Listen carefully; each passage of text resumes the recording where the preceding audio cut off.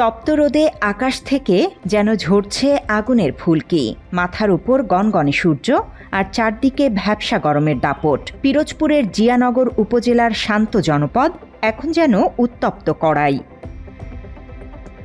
কয়েকদিন ধরে চলা অসহনীয় এই তাপ প্রবাহে প্রাণ ওষ্ঠাগত সাধারণ মানুষের। দুপুরে সূর্য যতই মাথার উপরে উঠছে ততই জনশূন্য হয়ে পড়ছে উপজেলার ব্যস্ততম সড়ক আর বাজারগুলো।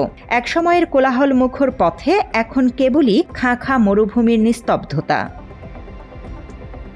গরমে সবচেয়ে বেশি বিপাকে পড়েছে কোমলমতি শিক্ষার্থীরা। কড়া রোদে স্কুল কলেজে যাওয়া হয়ে উঠেছে এক কঠিন সংগ্রাম। সন্তানদের স্বাস্থ্য ঝুঁকির কথা মাথায় রেখে অভিভাবক সহ অনেকেই বাইরে বের হতে ভয় পাচ্ছেন। গরমে বাচ্চা স্কুলে নিয়ে যেতে সমস্যা, বসতে চায় না গরমের কারণে ঠান্ডা, জ্বর, কাশি এবং হাম বিভিন্ন ধরনের সমস্যা আমাদের হচ্ছে এজন্য, এবং বিদ্যুতের ঘাটতি, বিদ্যুৎ নিয়মতান্ত্রিকভাবে ওইভাবে দেওয়া হচ্ছে না, এজন্য অস্বস্তিকর অবস্থায় আমরা আছি।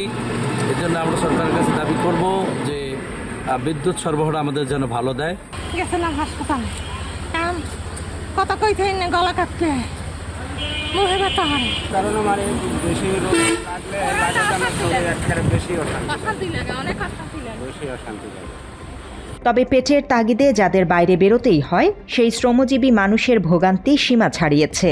দিনমজুর কিংবা অটো চালক মাত্র 30% টাকায় জমির মালিক হয়ে নতুন বাংলাদেশের গড়ে তোলার স্বপ্ন দেখা বাংলা বসতি। সবার কপালেই চিন্তার ভাঁজ। রোদে পোড়া দুপুরে যাত্রী মিলছে না, আয় কমে যাওয়ায় থমকে গেছে অনেকের সংসারের চাকা। মনে করেন তীব্র গরমের কারণে লোকজন বের হইতে পারতেছে না, বাসা থেকে বেরোয় না, আমাদের যাত্রী হয় না, তারপর রোডে ঘাটে লোকজন নাই, গরমের জন্য সবাই মনে করেন যে একটু অসুবিধার কারণে আছে।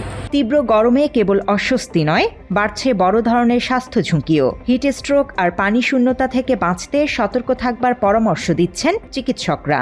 গরমে সাধারণত আমরা যে সমস্যাটা দেখতে পাই সেটা হলো ডায়রিয়া বা খাবারের থেকেই যে ফুড পয়জনিং, এই জাতীয় রোগীগুলোই বেশি হয়। এছাড়া কিছু শ্বাসকষ্ট বা নিউমোনিয়া, আদারওয়াইজ বর্তমানে হামের রোগীও বৃদ্ধি পাচ্ছে।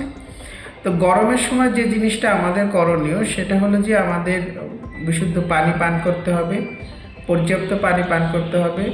রোদ্রে ঘোরাফেরা করা যাবে না, কারণ আপনারা জানেন যে অতিরিক্ত গরমে হিট স্ট্রোকের রোগীরাও কিন্তু আমাদের হাসপাতালে আসে।